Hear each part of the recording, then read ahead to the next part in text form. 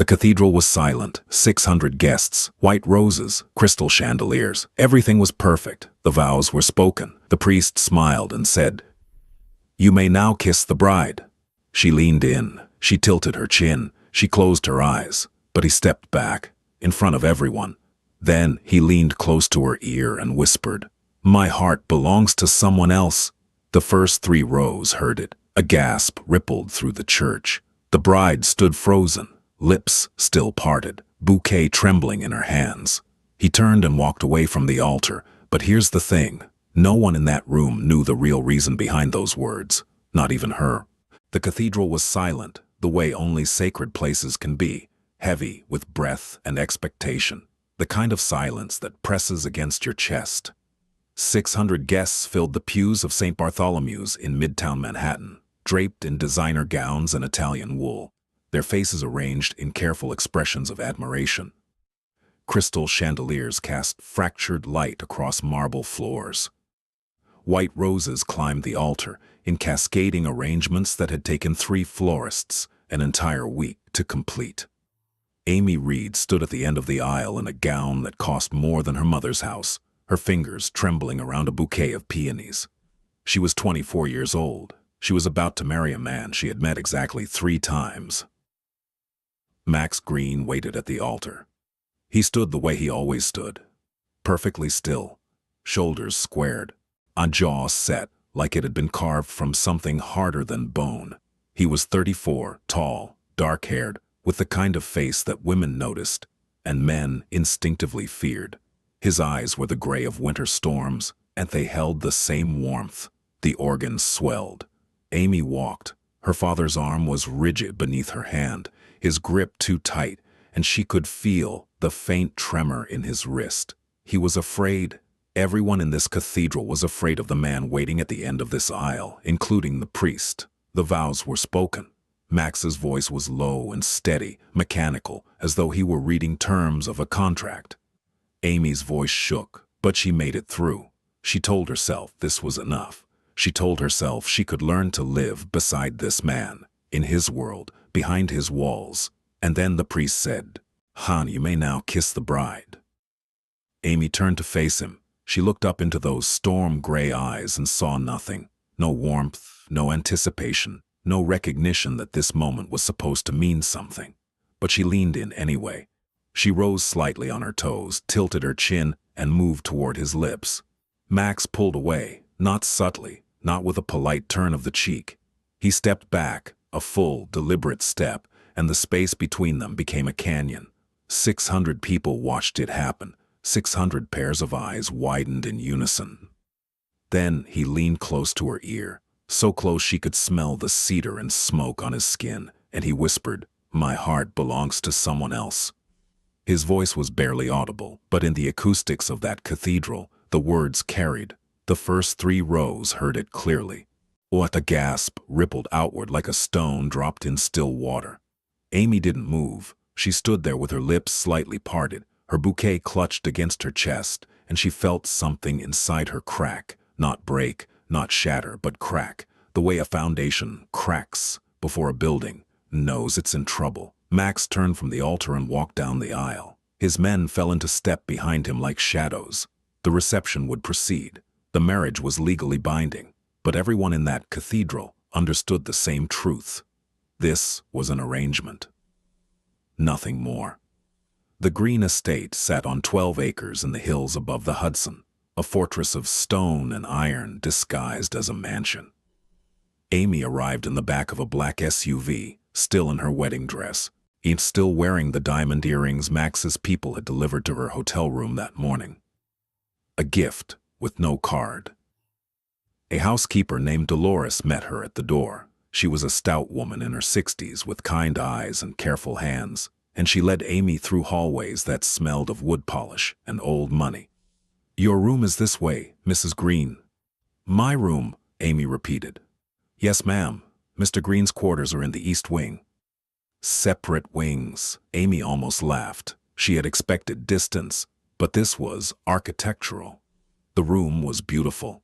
Cream walls, a canopy bed, floor-to-ceiling windows overlooking the river, Her suitcases had already been placed near the closet. Someone had put fresh flowers on the nightstand. It was a lovely cage. She sat on the edge of the bed, still in her gown, and stared at her reflection in the window. The girl staring back looked like a stranger, someone wearing a costume, playing a role she hadn't rehearsed. There was a knock on the door. She expected Dolores, but when she opened it, Max stood there.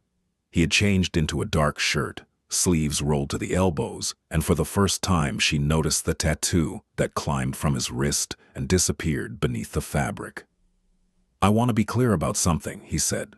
No greeting, no apology. Just directness, like a blade. "You were clear enough at the altar," Amy said. She was surprised by the steadiness of her own voice. Something flickered in his eyes. Surprise, maybe, or something close to respect. "This marriage protects your family. Your father's debts are erased. Your brother stays out of prison. In return, you live here. You attend events with me when required. And you don't ask questions about my business. And what do you get?" "An image," he said flatly. "Stability. The appearance of a life that certain associates expect me to have." Amy studied him. Behind the coldness, behind the control, she thought she saw something else, a tiredness so deep it had settled into his bones. "You could have just told me this before the wedding," she said. "Before I stood in front of 600 people and was humiliated." "You're right," he said. Then he turned and walked away. No apology, no explanation, just the sound of his footsteps retreating down the hallway, steady and unhurried, the way a man walks when he has already decided he owes the world nothing. Amy closed the door and pressed her back against it. She breathed, in, out, in, out. She told herself she would not cry. She told herself that she'd survived worse, her mother's death, her father's gambling, her brother's arrest. She had survived all of it with her spine straight and her heart intact. She would survive this too. In the weeks that followed, Amy learned the rhythms of the green estate, the way a shipwrecked sailor learns the tides, carefully and out of necessity. Max left the house before dawn most mornings and returned late, sometimes not at all. When he was home, he occupied the east wing like a ghost, present but untouchable. They shared meals occasionally, sitting at opposite ends of a dining table built for 20, eating in silence while the staff moved around them like stagehands between scenes. Amy refused to dissolve into the furniture. She started in the kitchen. Dolores had been running the household for 11 years, and Amy could see the exhaustion in her. So Amy began helping, not because she was told to, but because she needed to be useful, needed to feel her hands doing something that mattered. She learned the names of the gardeners. She brought coffee to the security team, during their night shifts. She asked Marco, Max's driver, about his daughter's school recital, and the next week she asked how it went. "Nobody asks us things like that," Marco told her one morning, his voice careful, as though kindness were a trap he'd learned to avoid in this world. "Maybe they should," Amy said. One evening she found Dolores crying in the pantry. Her grandson had been sick for weeks, and the medical bills were piling up. Amy sat with her on the floor between shelves of canned tomatoes and dried pasta, and she listened. The next morning, in she went to Max's study. He was behind his desk, phone pressed to his ear, speaking in low, clipped tones that made the air feel dangerous. When he saw her, he ended the call without a word to whoever was on the other end. "Dolores's grandson needs surgery," Amy said. "The family can't afford it. And she's worked for you for 11 years. She runs your house. She knows your secrets, and she's crying in the pantry because she can't pay for her grandson's medical bills." Max stared at her for a long moment.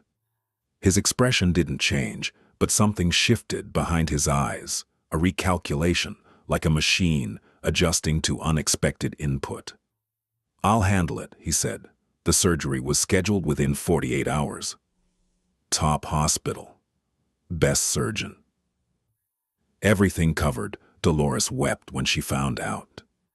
And she looked at Amy with an expression that said more than words ever could. Max never mentioned it again.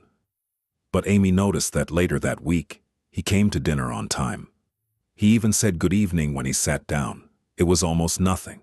But in this house, almost nothing was everything. Amy found the photograph by accident. She had been looking for a book in the library, a real library, 2 stories high, with ladders on brass rails and first editions behind glass. She pulled a volume from a high shelf, and a photograph slipped out, drifting to the floor like a leaf. It was a woman. Dark hair, dark eyes, a smile so luminous it seemed to light the photograph from within. She was sitting on a park bench, laughing at something just outside the frame. And whoever had taken the picture had done so with the kind of attention that only comes from love. Amy turned the photograph over. On the back, in handwriting that was sharp and angular, Max's handwriting, she realized, were 2 words. Always Natalia. She put the photograph back, but the name stayed with her, lodged in her chest like a splinter. It was Marco who told her, eventually, not in one conversation but in fragments, offered cautiously over weeks, the way someone feeds a fire they're not sure they should be building. Natalia Sorvino. She had been Max's world. They met when he was 26, when he was still climbing, still hungry, still capable of softness. She was a teacher, elementary school, first graders, and she had no idea who he was when they first talked at a coffee shop in the village. She made him laugh. No one made Max Green laugh. They were together for 3 years. He was going to leave the organization for her. He had a plan, a timeline, an exit strategy. He was going to become someone worthy of her.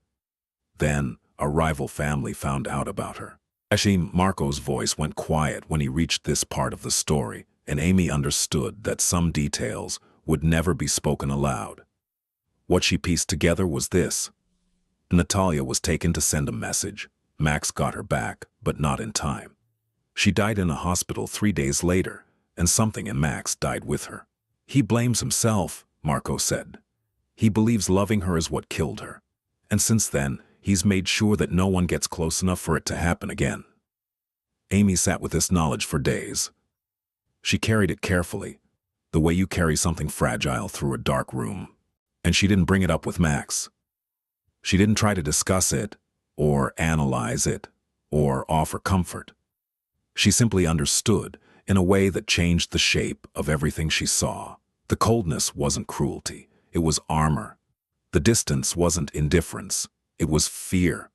And the words he had whispered at the altar, "My heart belongs to someone else," were not a rejection of her. They were a confession of grief so deep. He had built his entire life around it. The shift didn't happen all at once. It happened the way dawn happens, so gradually that you can never identify the exact moment. The darkness becomes light. Max started noticing things, small things, the way Amy spoke to people, not with the performative kindness of someone trying to be liked, but with the genuine curiosity of someone who actually cared. And the way the house felt different since she arrived. Warmer somehow, as though she had changed the temperature of the air itself. He noticed that the staff smiled more, that Dolores hummed while she worked, that even his men, hardened, scarred men who had done things that would keep most people awake for the rest of their lives, softened slightly in Amy's presence. One evening, he came home earlier than usual and found her in the kitchen, teaching Marco's 12-year-old daughter to make empanadas. The girl was covered in flour, laughing so hard she could barely stand, and Amy was laughing with her, really laughing, the kind of unguarded joy that Max hadn't heard in his house in years. He stood in the doorway and watched. He didn't announce himself, he just stood there, and something inside his chest moved. A muscle that had been locked in place for so long, he'd forgotten it existed. "Mr. Green." The girl noticed him first and went rigid with fear. "It's fine," Max said. His voice was quieter than usual. "Continue." He walked away, but he didn't go to the East Wing. He went to the library, sat in the chair by the window, and stared at the river for a long time. The following week, he did something he hadn't done in years. He ate breakfast at the main table, not at his desk, not standing up in the kitchen at 5 in the morning, but at the table, at a normal hour, where Amy was already sitting with coffee and the newspaper. She looked up, surprised, and said nothing. She simply poured him a cup and slid it across the table. They ate in silence, but it was a different kind of silence. Not the cold, punishing silence of the early weeks, but something more like peace. "The garden looks different," he said after a while. "I asked Eduardo to plant herbs near the kitchen. I hope that's okay." "It's fine." Another silence. Then, "Dolores told me what you did for her grandson." "You're the one who paid for it," Amy said. "You're the one who noticed." It was the closest thing to a compliment he had ever given her. Amy held it carefully, the way she held everything in this house, gently and without expectation. The attack came on a Tuesday. Amy was returning from the city. She had started volunteering at a literacy program downtown, something Max's people had grudgingly approved after weeks of security assessments, when the SUV was cut off on the highway. Two black sedans, no plates, military precision. Marco reacted instantly. He threw the car into reverse, tires screaming, and radioed for backup. Amy was pushed to the floor. She heard gunshots, sharp, percussive sounds that punched through the air like fists, and the rear window shattered above her, raining glass into her hair. The backup arrived in 4 minutes. The sedans disappeared. No one was seriously hurt, though Marco had a graze on his shoulder that he refused to acknowledge. When they arrived at the estate, Max was standing in the driveway.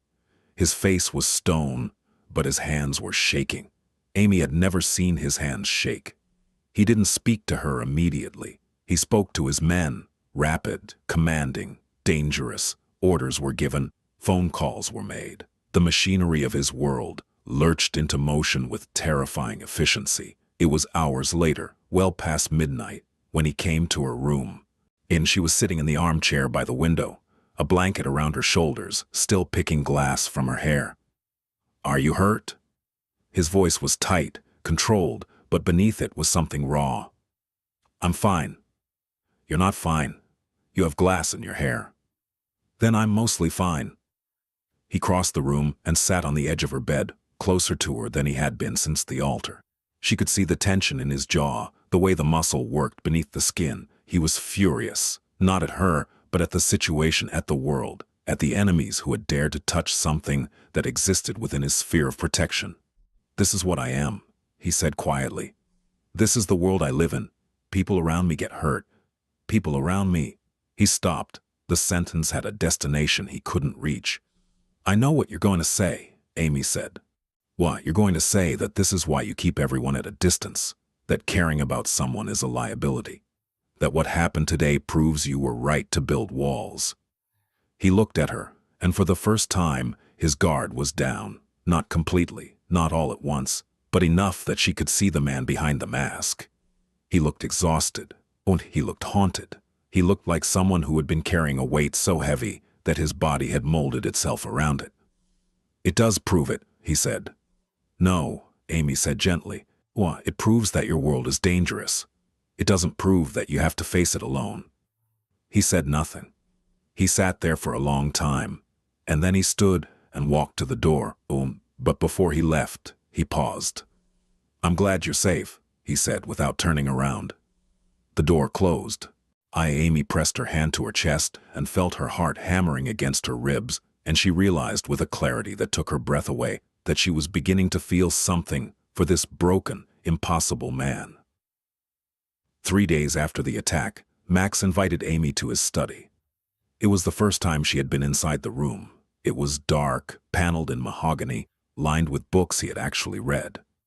A desk the size of a small island dominated the center, and behind it, mounted on the wall, was a painting, a landscape of the Italian coast, golden light on blue water. "Sit down," he said, then catching himself. "Please." Amy sat.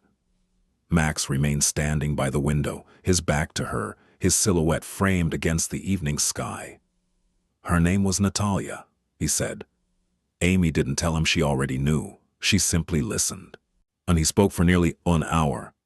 He told her about the coffee shop, about the way Natalia argued with him about everything. Politics, movies, whether to put sugar in espresso. About the apartment they shared in Brooklyn, how she filled it with plants she couldn't keep alive, and books she read aloud to him at night. About the plans they made. About the morning he woke up and realized he loved her more than his own survival. And then he told her about the end. His voice didn't break. Max Green's voice was not built for breaking, but it became something else, thin, stripped, like a wire pulled so tight it began to hum. I held her hand in that hospital room for 3 days, he said, and I promised her I would never let it happen again. I promised her that I would never put someone in that position, never love someone enough that my enemies could use it against me. He turned from the window and looked at Amy. That's why I said what I said at the altar. It wasn't about you. It was about a promise I made to a dead woman in a hospital room 8 years ago.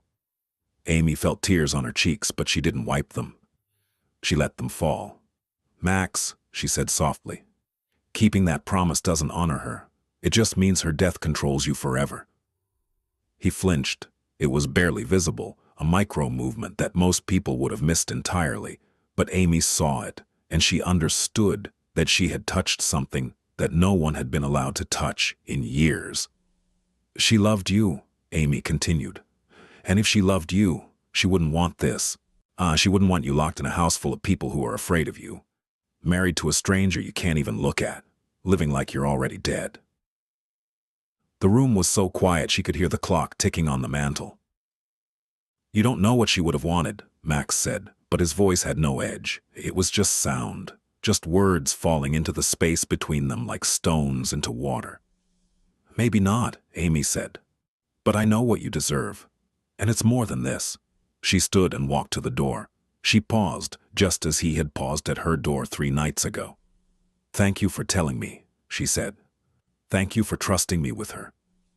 She left, and behind her, in the dark study with the painting of the Italian coast, Max Green pressed his hands against his desk and bowed his head and felt something shift inside him, something tectonic, something that had been locked in place for 8 years, finally beginning to move. After that night, the architecture of their relationship changed. Max started joining her for meals, not just breakfast, but dinner too. The conversations were halting at first, like 2 people learning to walk after a long illness. He asked about her volunteering. She asked about his day, carefully skirting the edges of his work. He answered more than she expected. He began leaving his study door open. She began bringing him tea in the evenings, not because he asked, but because she noticed he forgot to eat or drink when he was working. He never thanked her, but the cup was always empty when she collected it. One night, during a storm that knocked out the power, they sat in the library by candlelight and talked for 4 hours. He told her about his mother, who died when he was 12. She told him about hers, who died when she was 19. They found in the geography of their grief a shared landscape. You're not what I expected, Max said, watching her in the flickering light. What did you expect? Someone who would fold. Someone I could ignore until this arrangement served its purpose and ended. Sorry to disappoint, Amy said, and something happened that neither of them expected. Max laughed, a real laugh, brief and rusty, like a machine running after years of disuse, but real. Amy stared at him, in the candlelight, with his guard down, and that unexpected sound still hanging in the air. He looked like a different man, younger, a less carved from stone, almost approachable. You should do that more often, she said. Do what? Laugh. It suits you. He looked away, but she caught the faintest trace of something on his face. Not quite a smile, but the memory of one, the blueprint of something that might, given enough time and courage, become the real thing. The power came back an hour later, but neither of them moved to turn on the lights. The crisis came without warning, as crises always do in Max's world. A federal investigation had been building for months. Wiretaps, informants, a grand jury assembling evidence behind closed doors. Max's lawyer delivered the news on a Friday afternoon. They were going to arrest several of his top men. The organization would survive, but the legal exposure was significant. What the lawyer didn't know, what no one knew except Max and a very small circle, was that the investigation had been accelerated by a leak from inside. Someone close, someone trusted. For 3 days, the estate was a war room. Max barely slept. Amy watched from the edges, bringing food that went uneaten, coffee that went cold. She could see him unraveling, not visibly, never visibly, but in the micro details. The way his sentences became shorter, the way his jaw tightened, until she could see the bones beneath his skin. On the 3rd night, she found a document on the hallway floor, outside his study. It had been dropped by someone in a hurry, a printed email, heavily redacted, but with enough visible text for Amy to piece together the situation. The leak was pointing toward Dominic Kessler, Max's second-in-command, a man who had been with the organization for 15 years. Amy knew Dominic. He had been kind to her, one of the few who hadn't treated her like furniture. He had shown her photographs of his kids. He had told her that Max was a better man than he let anyone see.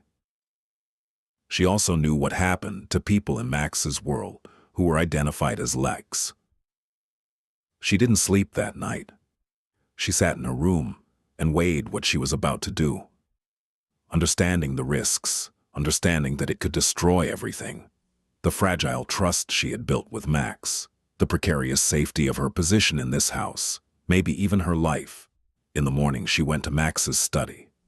"Before you do anything about the leak," she said, "I need you to promise me something." His eyes were red-rimmed, dangerous. "I don't make promises. Make this one. Promise me you'll hear the full truth before you act. Promise me you'll look at this from every angle. Because I found something last night. And if I give it to you, and you react the way everyone expects you to react, someone might die who doesn't deserve to." Max studied her. The silence stretched until it became its own kind of sound. "You're protecting someone," he said. "I'm protecting you," she said, "from making a decision you can't take back." She told him about the document. She told him what she suspected, that the evidence against Dominic was planted, that someone else was behind the leak and was using it to eliminate a rival. She laid it out calmly, logically, with the quiet precision of someone who had spent her life solving problems that other people created. Max listened.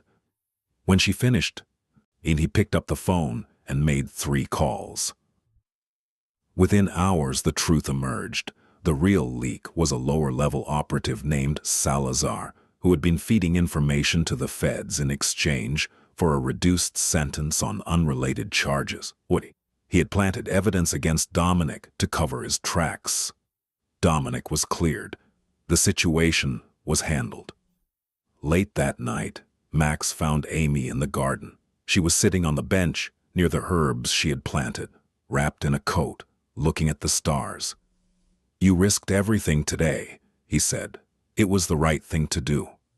In my world, the right thing gets people killed. Then maybe your world needs better people in it." He sat beside her on the bench. It was the closest they had ever been, shoulder to shoulder, their breath visible in the cold air. For a long time, neither spoke. And then Max said very quietly, "I was wrong about you." "I know," Amy said, and for the second time he laughed. Softer this time, more real, and Amy felt the sound move through her like warmth, like sunlight finding its way through a crack in a wall that had stood for far too long. It happened on an ordinary evening. There was no crisis, no danger, no dramatic catalyst. Just a Tuesday in late autumn, the trees along the Hudson, burning gold and red, the air sharp with the promise of winter. Amy was in the library, reading. Max came in to find a book, or that was what he told himself. In truth, he had been finding reasons to be in whatever room she was in for weeks, circling her orbit like a planet drawn to a sun it had been trying to escape. She looked up when he entered. "The biography section is that way," she said, pointing toward the east wall. "How did you know I was looking for a biography?" "You always read biographies. You like knowing how other powerful men handled impossible situations." He stopped. "You pay attention." "It's hard not to," she said. You're an interesting person when you let yourself be. He sat down across from her. The chair was close, closer than the dining table, closer than the garden bench, close enough that he could see the flecks of gold in her brown eyes, the faint scar on her left temple from a childhood fall she had told him about during one of their long evenings. Amy, he said. Her name in his mouth sounded different, heavier, more deliberate, as though he were testing its weight on his tongue for the first time. Yes? I need to say something, and I need you to let me finish before you respond. She closed her book. When I married you, he said, I treated you like a transaction, an item on a ledger. I told myself that was all you could ever be, all anyone could ever be, because the alternative was too terrifying. The alternative meant opening a door I had welded shut 8 years ago and facing what was behind it. He paused. His hands were clasped together, the knuckles white, and Amy could see the effort this was costing him. The physical toll of vulnerability on a man who had built his entire identity on invulnerability. But you, he shook his head slightly, as though arguing with himself. You didn't accept the terms I set. You didn't shrink. You didn't become invisible. You walked into my house and you changed it. You changed the people in it. You changed... Another pause, longer this time. You changed me. Amy's throat tightened. She said nothing, exactly as he had asked. I told you at the altar that my heart belonged to someone else, and for a long time that was true. Natalia had my heart, and I thought she would always have it, because keeping it with her meant I never had to risk losing it again. He looked at her then, really looked at her, with all his defenses stripped away, his gray eyes open and unguarded and terrified. But I was wrong. My heart isn't in that hospital room anymore. It's not buried with her. It's been moving, slowly, stubbornly, the way everything moves in my world, and it's come to rest somewhere I never expected. His voice dropped to barely more than a whisper. It's with you, Amy. My heart is with you, and I have no idea what to do with that, because the last time I loved someone, she died for it, and the thought of that happening to you is the only thing in this world that truly frightens me. The library was completely still. Even the house seemed to hold its breath. Amy stood. She crossed the space between them and knelt in front of his chair, placing her hands over his clenched fists. His hands were trembling. Max, she said, loving someone isn't what killed Natalia. Evil people killed Natalia, and hiding from love for the rest of your life doesn't make you safe. It just makes you lonely. I can't lose you, he said, and his voice cracked, finally, irrevocably cracked, and the sound was like a dam breaking, releasing 8 years of grief and guilt and terror into the space between them. Then don't push me away, she whispered. He unclasped his hands and took hers. In his grip was firm but gentle. The grip of a man who was holding something precious for the first time in a very long time and was terrified of breaking it. He pressed his forehead to hers. They stayed like that, breathing together, and in the silence Amy heard something she had never heard from him before, a sound so soft it was almost imaginary, a release of breath that might have been a sob, or might have been the sound of a man finally letting go. 6 months later, Max Green did something that shocked every person who had ever known him. He threw a party. Not a business gathering, not a strategic dinner, not the kind of cold, transactional event that his world required. A real party in the garden Amy had replanted, under string lights that she had insisted on, with music and laughter and food prepared by Dolores, man who had been cooking for 3 days straight and wouldn't let anyone help. The guest list was small but significant. Marco and his daughter, Dominic and his family, the security team, the gardeners, the people who made up the quiet infrastructure of Max Green's life, the people Amy had spent months getting to know, one conversation at a time. Max stood at the edge of the garden, watching. He was wearing a white shirt with the sleeves rolled up, no tie, no jacket, an outfit so casual it was practically a press release. Amy was across the garden, talking to Marco's daughter, who was demonstrating a dance she had learned at school. Amy was laughing again, that full, unguarded laugh that he had once heard from a doorway and felt move something inside his chest. Dominic approached him with a glass of whiskey. I've known you 17 years, Dominic said, and I have never seen you look like that. Like what? Like you're actually alive. Max took the whiskey but didn't drink it. He was watching Amy.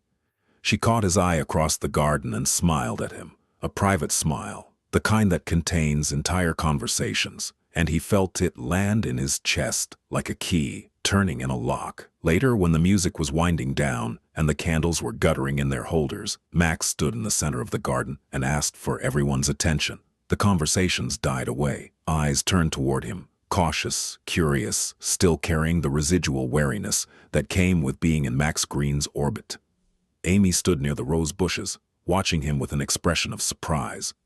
"Most of you were at my wedding," Max said. His voice was steady, but Amy could hear the current running beneath it, the effort, the vulnerability. "And most of you saw what happened there.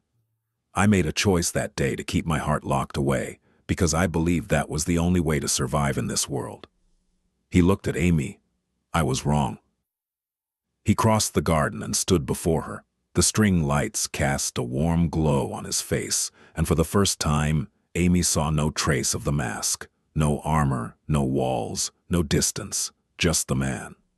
"You walked into this house as a stranger," he said, "and you changed everything. You made this place a home. You gave these people," he gestured to the small crowd, "your kindness, your attention, your courage. You saved a man who didn't know he needed saving, and you did it without asking for anything in return." He took her hand. "I stood at an altar and told you that my heart belonged to someone else. Tonight, in front of everyone who matters to me, I want to say the truth." His voice dropped, but the garden was so quiet that every word was perfectly clear. "My heart belongs to you, Amy. It has for longer than I was willing to admit. And I am done being afraid of that." Amy looked up at him through tears that she didn't bother to hide. She placed her hand on his cheek, the first time she had touched his face, and felt the tension there, the years of control, begin to release. "It's about time," she said. He kissed her, in the garden, under the string lights, surrounded by the people who had watched their impossible story unfold. Max Green kissed his wife for the first time. It was not the kiss of a man fulfilling an obligation. It was the kiss of a man coming home. Dolores was the first to start clapping. Then Marco. Then everyone, a small eruption of applause and laughter, and a few tears. The sound of people witnessing something they had been told was impossible. Max Green loving someone. Max Green being loved. When they finally pulled apart, Amy leaned close to his ear, the same distance from which he had once whispered those devastating words at the altar, and she said, "Your heart is safe with me." And for the first time in 8 years, Max Green believed it.